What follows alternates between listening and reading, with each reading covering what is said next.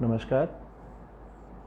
This is lecture number 7, dealing largely with the exempt incomes. We have discussed earlier that exempt incomes are those incomes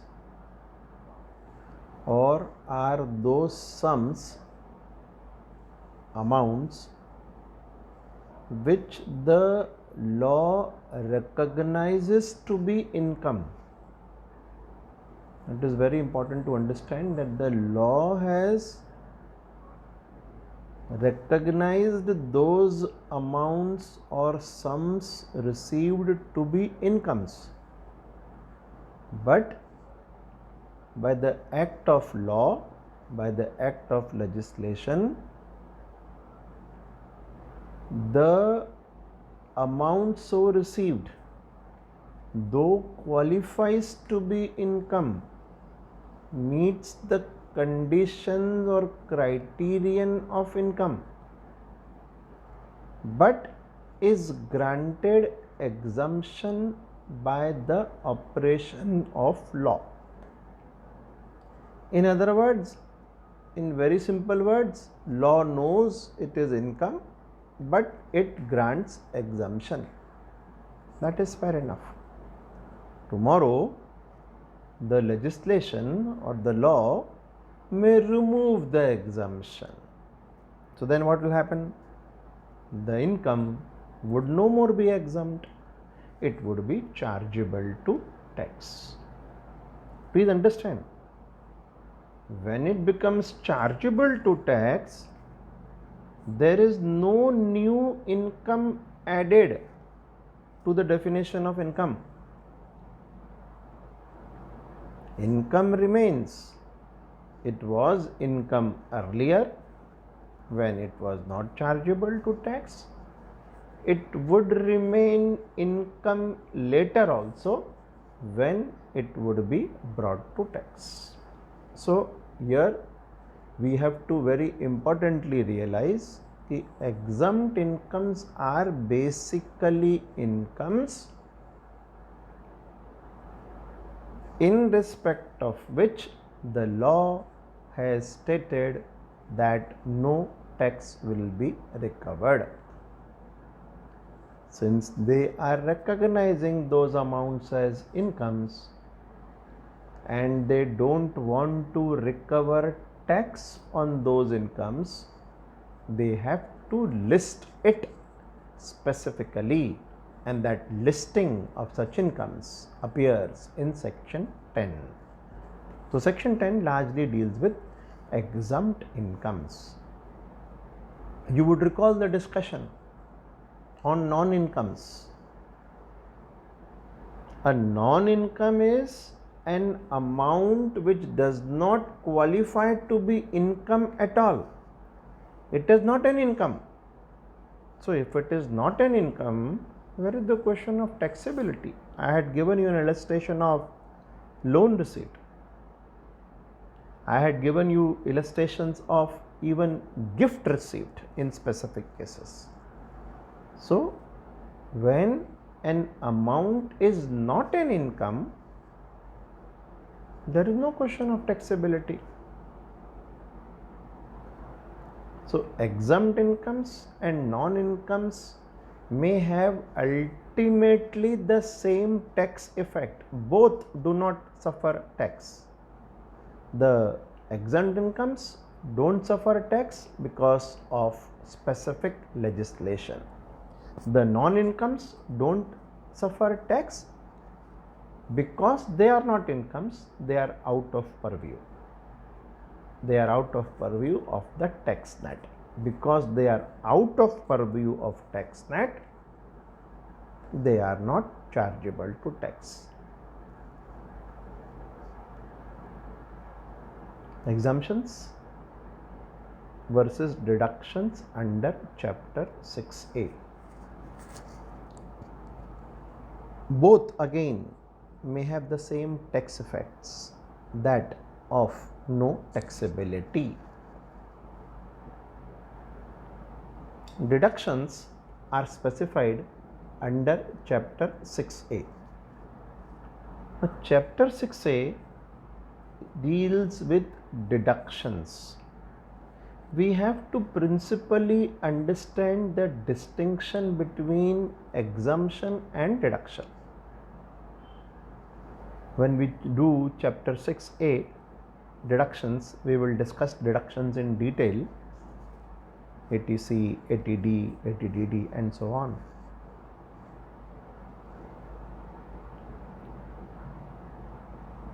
Deductions are available in respect of an income.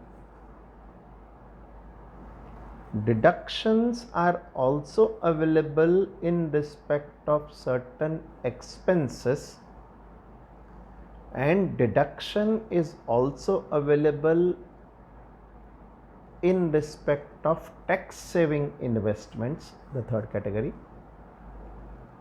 and deduction is also available in respect of the fourth category, which is physical deformity or infirmity of a person. So deduction can be largely one, certain incomes are deductible, income based deduction. Deductions can be second category, certain expense based, payment based deduction.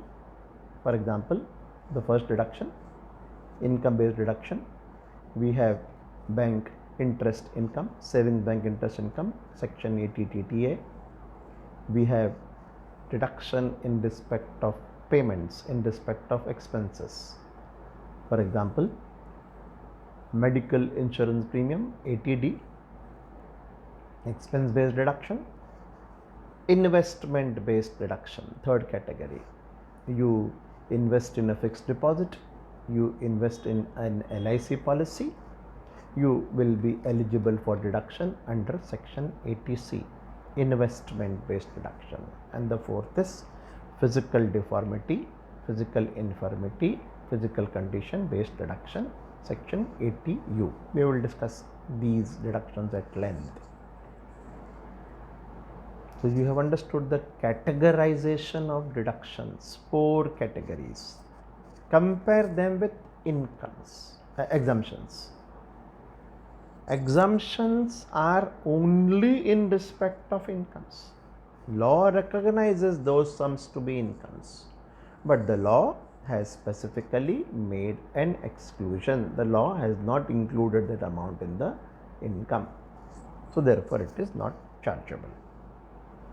A deduction goes to reducing the amount of taxable income. Deductions under chapter 6a, Roman 6a, go to reducing the income which is chargeable to tax. They are always available with respect to the gross total income. The deductions reduce the gross total income. Gross total income is the total of incomes under the 5 heads: salary, house property, profits and gains of business or profession, capital gain and other sources. Incomes under these 5 heads, when totaled, gives us gross total income. From this gross total income, deductions based on types, 4 types deductions are available. That deduction, after having claimed 4 types of deductions under chapter 6a from gross total income, deductions under chapter 6a when claimed gives us net income which is chargeable to tax. Set off of brought forward losses. This is one thing which you should know. When, of course, this is not a part of your syllabus, but since it is to be, when I compare the two, you will be able to understand exemptions better. See, brought forward losses, losses incurred in an earlier year under under a head of income, and it could not be absorbed or adjusted against that head of income, such a loss is brought forward in the current year. Now, such a brought forward loss, for example, best example is depreciation. When you have depreciation, let us say in the earlier year, claim of depreciation, let us say rupees 10 lakhs, and you did not have any business income, or for that matter any income to adjust that. So what will happen? That 10 lakh rupees depreciation will be brought forward in the current year. Now, in case you have business income in the current year of rupees 15 lakhs, for example, so business income is 15, brought forward depreciation is 10, so 15 minus 10, 5 will remain as income under the head business. So you need to understand that 15 lakh is your income. Deduction towards set off of brought forward depreciation rupees 10 lakh is available from the current year's income of rupees 15 lakhs. You will be offering only 5 lakhs to tax under the head business income in the current year.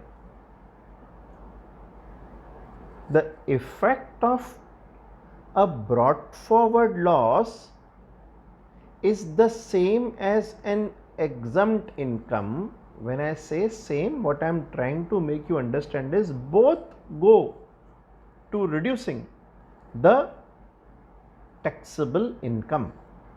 Exempt incomes are not included in incomes. Brought forward losses reduce the current year's income. Both have the same tax effect, that of reduced taxability, reduced income, and therefore reduced taxability. Of course, brought forward losses is not a part of your syllabus, so you may not be really concerned much about it, but you should know this to draw an analogy. Now come to the various clauses of section 10 which deal with exempt incomes. As I told you, the framing of a section is pivotal, is important. That helps us determine whether the section has a subsection or the section has a clause. Here section 10 has clauses. I have explained this to you earlier. It doesn't have subsections, it has clauses. Section 10 starts immediately with whatever it has to say, and then it gives you clauses. The first very prominent income which is generally known to be exempt is agricultural income. You are all aware that agricultural incomes in our country don't suffer income tax. Now please understand, the Income Tax Act 1961 that we are studying is a central legislation. The central government frames the Income Tax Act. It comes out with amendments to the act each year. Under the constitution of our country, it is undoubtedly a very, very prominent and a very noble document. Dr. Ambedkar needs to be really saluted for his great sacrosanct effort in pronouncing or in introducing the constitution for the citizens of this country, for you and me. Very, very, very, very profound document. Constitution, mother document, mother legislation. Hats off to Dr. Ambedkar on this account. Under the constitution, states, we have around 30 states. States have the power to tax agricultural income. Central government does not have the power under the constitution to tax agricultural income. Constitution doesn't allow. The constitution has undergone more than 100 amendments since it was originally formed. Yet there have been very profound amendments, very basic amendments. The legal battles in respect of the amendments to the constitution have been very, very arcane, have been very, very lethal. Someday I will want to introduce a very prominent legal battle where there are two prominent legal battles, Keshwanand Bharti and Habeas Corpus ADM Jabalpur judgment. Those are profound judgments. I will take maybe half an hour at least to make you understand these important legal issues. So, constitution has been amended on more than 100 occasions. There have been efforts or backdoor efforts by the government to amend the basic structure of the constitution, which I will have to discuss with you in reference to ADM Jabalpur and also in respect of Keshwanand Bharti. With respect to the basic structure, also the constitution was sought to be amended, which was overruled, which was annulled by the Honorable Supreme Court.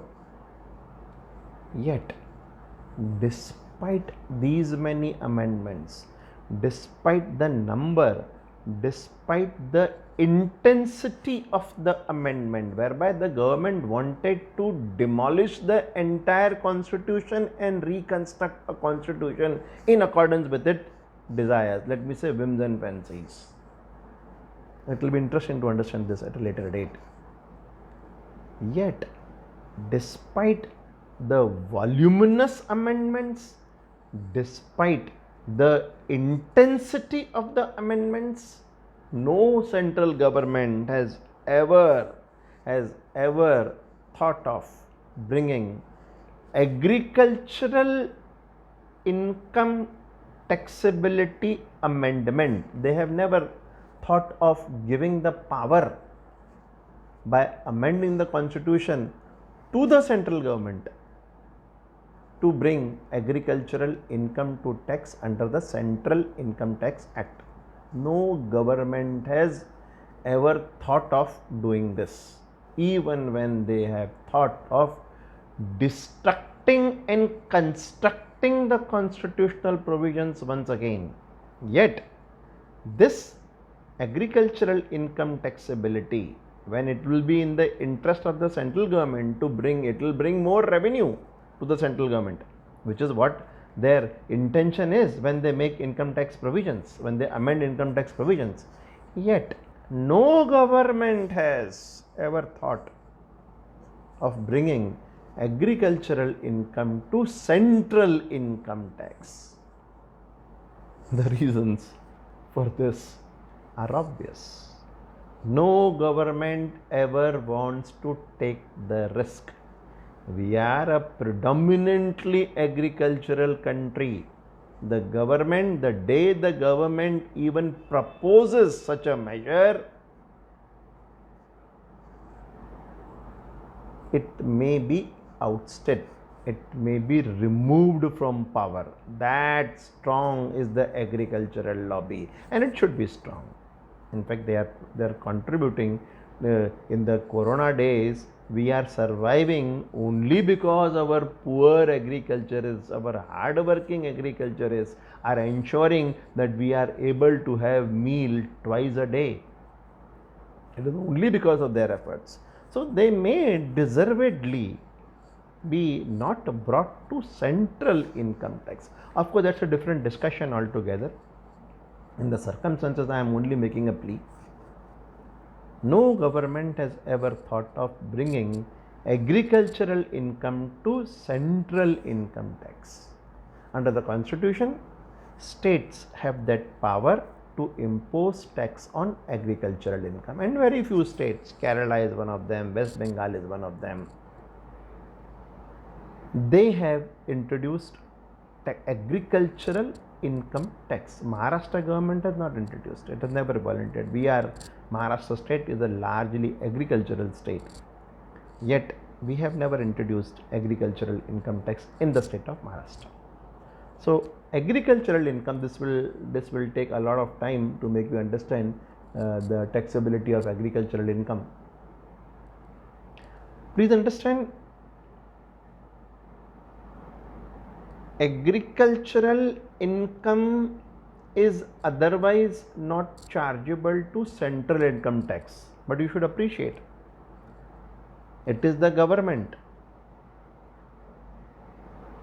If it gives away something which one hand, it is definitely intending to take the same thing or maybe a part of it with other hand. Let me illustrate how. When the government gives with one hand, it is inclined to take it back with the other hand. Let me explain to you how. Why do I say this? Agricultural income is tax free. Central government will not levy income tax on agricultural income. That is true. Section 10 clause 1 specifically says this.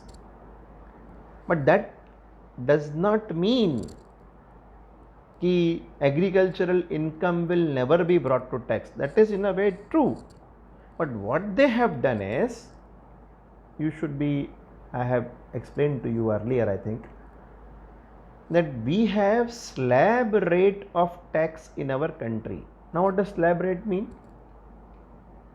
If you have an income of rupees 2.5 lakh, you do not suffer any income tax.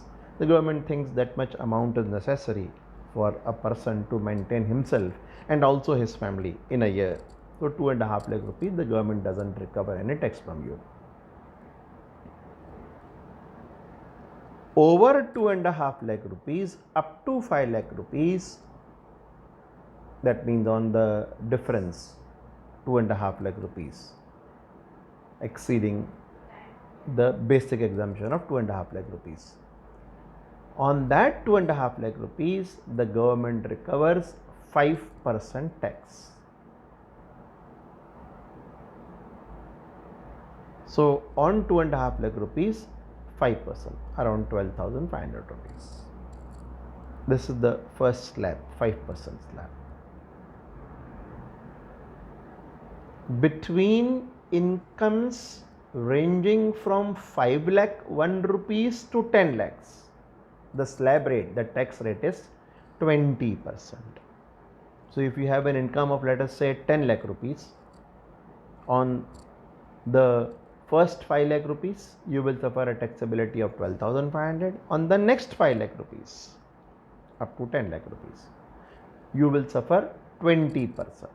So 20% meaning 5 lakh, 20% is 1 lakh. So 1 lakh plus 12,500. So 1 lakh 12,500 would be the tax amount in respect of a person who has income of rupees 10 lakhs. And if you have income over rupees 10 lakhs, the slab rate is 30%. This is the slab rate. So what they say is, when you have agricultural income also along with non-agricultural income, they will not recover tax on agricultural income from you. No, they will not. That will not be subjected to tax. But they would include the agricultural income in the determination of total income,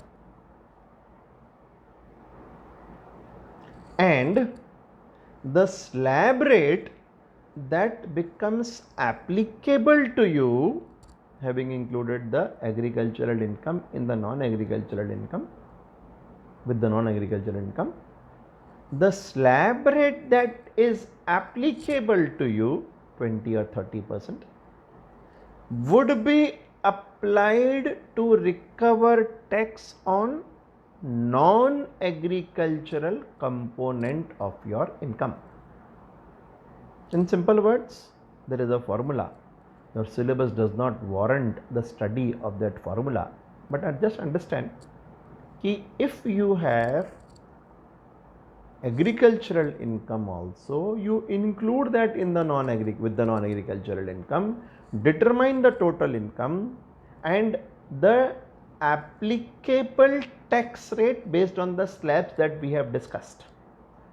The applicable tax rate, slab rate of tax, would be applied, higher tax rate would be applied to the non-agricultural portion of your income. That's how agricultural income exemption is available to you. It is basically exempt from income tax. That agricultural income doesn't suffer income tax, but it is included in the slab rate. But it is included in the income, and the applicable slab rate based on the agricultural income added to the non-agricultural income. Whatever be the applicable tax rate, that rate will be applied only to the non-agricultural income which you have. I think this should be clear. Next, you have a very prominent issue, HUF, Hindu undivided family. I have explained this to you what it means. It's an extension of a family. A Hindu undivided family, as is generally believed, is formed on the marriage.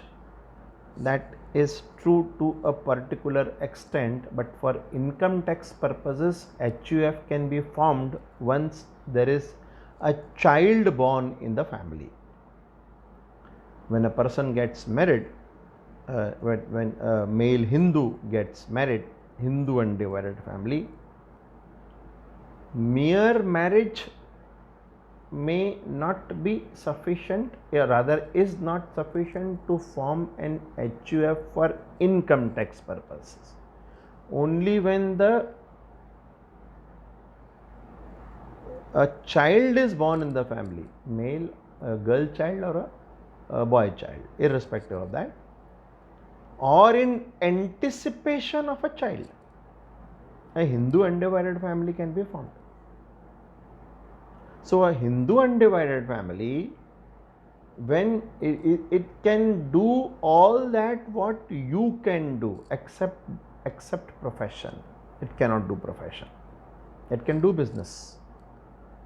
So when it does a business as you could do business, it will earn income, and that incomes which it earns will be distributed amongst the members, the co-parcelers. Supposing there is an HUF of your father containing your father, your mother, you and your brother, 4 of you. So the HUF income would be divided. Supposing the HUF has earned 10 lakh rupees and it will suffer 10 lakh tax, 10 lakh rupees will be brought to tax in the hands of HUF. Supposing 8 lakh remains, as the income of the HUF post tax payment, and there are 4 persons, 4 members in the HUF, 2 lakh rupees goes to each member. Such a sum received would not be chargeable to tax in the hands of the members of the HUF. 2 lakh rupees may be received by you, your brother, your parents, mother and father individually. That will not be brought to tax. Now here there is a very important writer, subject to section 64.2. 64.2 deals with clubbing provisions. But clubbing provisions are not there as a part of your syllabus. So I am not going into much details, just making you inform, just informing you that the HUF, when an HUF it distributes its income, the current year's income amongst its members, it will not be suffering any taxability in the hands of the members, because it has already been subjected to tax in the hands of the member, in the hands of HUF. We will continue later in the next class. Thank you very much.